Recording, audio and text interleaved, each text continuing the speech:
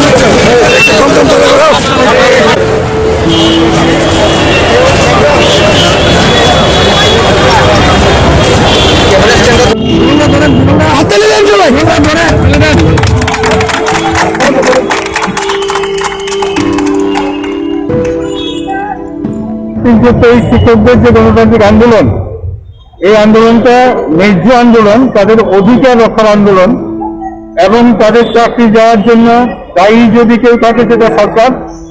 সুতরাং সরকারের কাছে আমাদের একটাই দাবি যে তাদের যাতে সমস্যার স্থায়ী সমাধান করা হয় অতি সত্বর।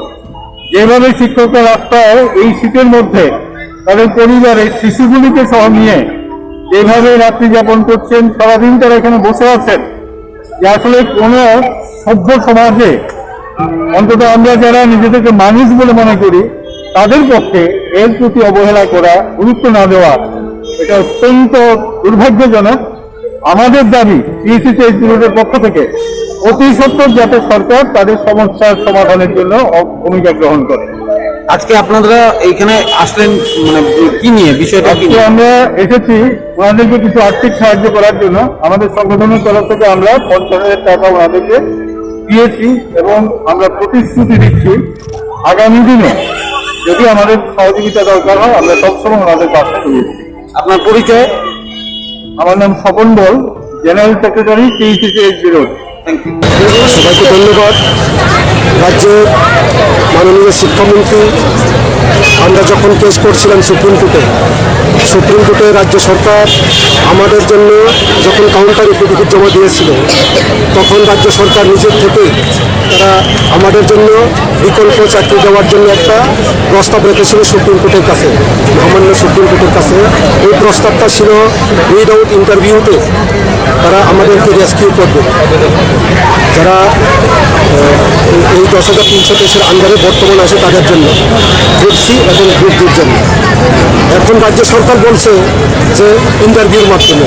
যখন তারা সুপ্রিম কোর্টে গিয়েছিল আমাদেরকে রেস্কিউ করার জন্য, তখন ওনারাই এফিডেভিট আকারে জমা দিয়েছিল যে উইদাউট ইন্টারভিউতে তারা আমাদেরকে রেস্কিউ করবে, গ্রুপ সি এবং গ্রুপ ডি। এবং পরবর্তীকালে মহামান্য সুপ্রিম কোর্ট রাজ্য সরকারকে একটা নির্দেশের মতোই দিয়ে দেন যে যদি রাজ্য সরকার ইচ্ছা করে আমাদেরকে অল্টারনেট জব দিতে পারে।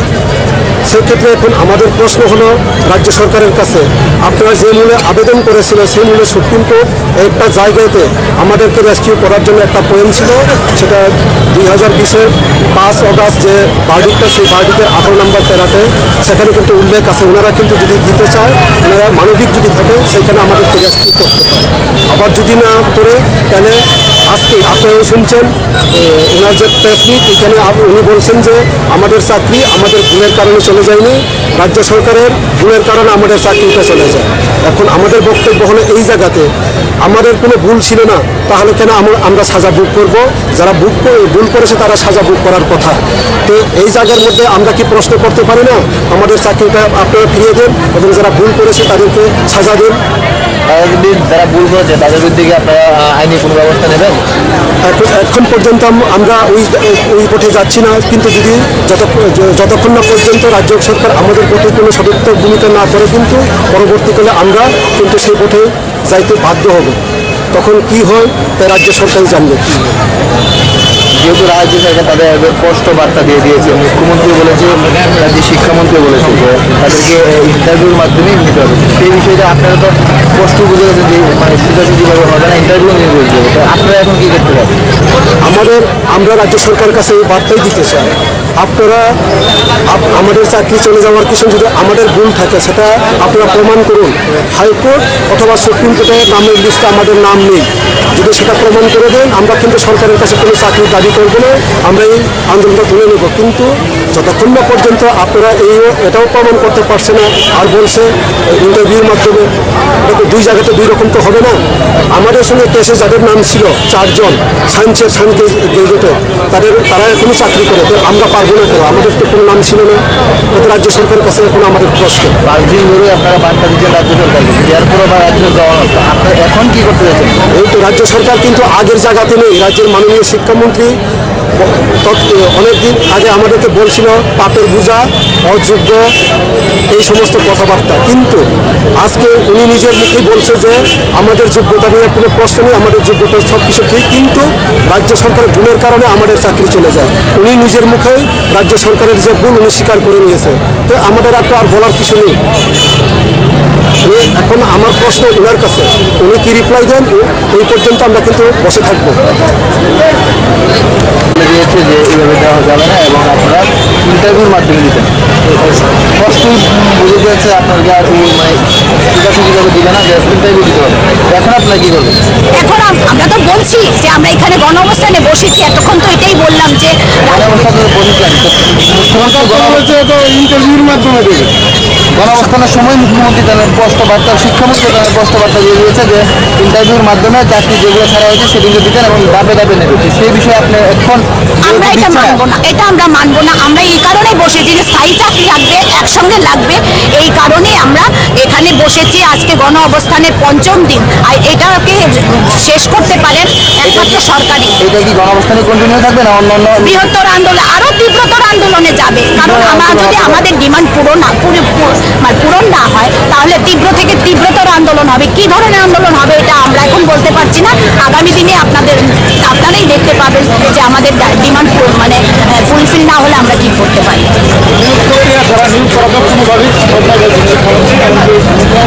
বলছি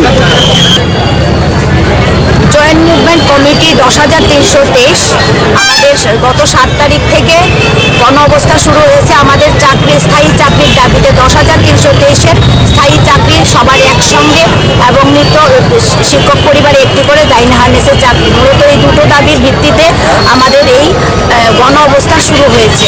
আজকে গণ অবস্থানের 5ম দিন, 5ম দিনেও সরকারের কোনো টনক নড়েনি এবং সরকার থেকে কোনো বার্তা পর্যন্ত দেয়নি। এই সরকার এমন একটি সরকার, মনে হচ্ছে যে এত অহংকার এদের, যে আমাদের 5 দিন ধরে মশার কামড় খেয়ে কনকনে ঠান্ডার মধ্যে আমরা শিক্ষক শিক্ষিকারা, শিশুরা আমরা এই রাস্তার মধ্যে পড়ে আছি, ওনাদের একটু মন গলছে না। এত অহংকার কিসের বুঝতে পারছি না তাদের। আমাদের সরকার তরফ থেকে কোনো রকম বিবৃতি দেওয়া হয়নি, আমাদের কাছে পর্যন্ত আসেননি, কোনো রকম কথা বলেনি, যে সৌজন্যমূলক কথা বলা, যে আমাদের এই রাজ্যে 37 লক্ষ জনগণের মধ্যে পড়ি আমরা ওনাদের ভাই বোন, এই রাজ্যের সন্তান, ওনাদের দায়িত্ব ওনারা তো ওনাদের দায়িত্ব এড়াতে পারেন না, ওনাদের দায়ভার আছে আমাদের প্রতি। সেই দায়িত্ব সরকার একটা সরকার, রাজ্য সরকার কী করে এড়াতে পারেন? আজকে 5 দিন ওনারা একদম চুপ, নিশ্চুপ, মনে হচ্ছে আমরা যে রাজ্যের এতগুলো সন্তান আমরা এখানে বসে আছি, আজকে দিন রাত 24 ঘন্টা না খেয়ে মরতে বসেছি। এখানে আমরা চাকরির দাবিতে আমরা গণঅবস্থানে বসে আছি দিন রাত এবং মশার কামড় খেয়ে এবং কনকনে ঠান্ডা আপনারা দেখতে পাচ্ছেন। এবং সারা রাজ্যের মানুষ আমাদেরকে বিভিন্নভাবে সাহায্য করছেন, আর্থিকভাবে বিভিন্ন রকমের সব রকমের চাল ডাল দিয়ে আমাদেরকে সাহায্য করছেন। আমরা সারা রাজ্য থেকে এসছে, তোমাদের খাওয়ার ব্যবস্থা হয়, সেক্ষেত্রে সব ধরনের শুভ বুদ্ধি সম্পন্ন মানুষ এগিয়ে আসছেন। এটা একটা সার্বিক রূপ ধারণ করছে। কিন্তু এমন একটা সরকার, কি অহংকারী সরকার, যে আমাদেরকে একটু কথা বলছে না পর্যন্ত, একদম চুপ হয়ে বসে আছেন আজকে 5 দিন ধরে। এটা কোনো মানুষ কি করে মানতে পারে? সারা রাজ্যের আপামর জনতার যে আমাদের প্রতি সমর্থন আছে বা আমাদেরকে কিভাবে সাহায্য করছেন এবং সহানুভূতি আছে, এটা প্রত্যেক দিনের আপনারা দেখতে পাচ্ছেন আমাদেরকে ওনারা বিভিন্নভাবে সাহায্য করছেন। সকাল থেকে আমরা বসে থাকি, আমাদেরকে চা বিস্কিট পর্যন্ত এনে দিচ্ছেন। সেই ক্ষেত্রে আমরা বলবো যে মানুষের মন গলছে, সরকারের মন গলছে না। সরকারে যারা বসে আছেন ওনারাও তো মানুষ, ওনাদের মন গলছে না। এক্ষেত্রে আরেকটা কথা বলবো যে মাননীয় মুখ্যমন্ত্রী মহাশয়, রাজ্যের সরকার প্রধান মহাশয় আমাদেরকে কথা দিয়েছিলেন 2-1 মাসের মধ্যে আমাদের স্থায়ী চাকরির ব্যবস্থা করবেন, সবার একসাথে স্থায়ী চাকরির ব্যবস্থা করবেন। কিন্তু ওনাকে 2-1 মাসের মধ্যে আমরা 2 মাস অপেক্ষা করেছি। আমরা কিন্তু 1 মাসও বলতে পারতাম, কিন্তু ওনাদেরকে আমরা 2 মাস সময় দিয়েছি, ওনাদের সম্মান রেখেছি। 2 মাসের মধ্যে ওনারা কিচ্ছু বলেননি। যেই আমরা গণঅবস্থানে নামলাম, বাস ওনাদের বিভিন্ন রকমের এখানে একটু ওখানে একটু ওখানে একটু করে করে আবার ললিপপের টোপ ছেড়ে দিল যে আমাদেরকে চাকরি দেওয়া হবে, পরীক্ষা দিতে হবে, এই সেই হেন তেন বলছেন। কিন্তু একটা সরকার প্রধান বুঝতে পারছেন না যে আমরা যারা চাকরি করেছি 10 বছর, আমাদের বয়সের ব্যাপারটা দেখতে হবে। যে চাকরি পাওয়ার পর অনেকে বিয়ে করেছেন, তাদের পরিবার আছে এবং অনেকের বয়স 40 থেকে 50-এর মধ্যে হয়েছে। এই সময়ে যে যারা আমাদের সন্তান সম, আমাদের ছোট ভাই বোন সম, যাদেরকে আমরা পড়িয়েছি, যারা ছাত্রছাত্রীরা বেরিয়েছে আমাদের হাতে পাশ করে, সেই ছাত্রছাত্রীরাও আমাদের সঙ্গে কম্পিটিশন করবে। এবং ওই ছোট ছোট ছাত্রছাত্রীদের সঙ্গে যারা মানে 18 থেকে 22 বছর 25 বছর, তাদের সঙ্গে একজন 50 বছরের শিক্ষকের যিনি 10 বছর চাকরি করেছেন, তার তো কোনো রকমের তুলনা হয় না। উনি ওনার সঙ্গে সত্যিই পেরে উঠবেন না, কারণ ওনার সাংসারিক চাপ থাকবে, ওনার পরিবারের চাপ থাকবে, ওনার লোনের চাপ থাকবে, ওনার চিকিৎসার চাপ থাকবে, ওনার পরিবারে খাওয়া বিক্রি করে রোজগারের চাপ থাকবে। সেই ক্ষেত্রে রিটেন করা এটা কতটা মানবিক দৃষ্টি হলো, মানে অমানবিক হয়ে যাচ্ছে, এটা কোনো মানবিক দৃষ্টিভঙ্গি তো হলো না। সেই ক্ষেত্রে আমরা বলবো যে আমাদের দাবি যে এগুলো হবে না, এগুলো আমরা কোনো মতেই বরদাস্ত করবো না, মানবো না। যে আমাদের এখানে 1300, এখানে 500, এখানে 2000 এরকম আমরা মানবো না। আমাদের চাকরিগুলো একসঙ্গে গেছে 10,323, আমাদের চাকরিগুলো একসঙ্গে দিতে হবে। কারণ আমাদের সরকার প্রধান আমাদেরকে প্রতিশ্রুতি দিয়েছিলেন, সরকারটা আমাদের প্রতিশ্রুতি দিয়েছিল যে আমাদের স্থায়ী চাকরির ব্যবস্থা করবেন। এখন এসব বলে কি লাভ হলো? যে আবার পরীক্ষা দিতে হবে, আবার এই করতে হবে, সেই করতে হবে।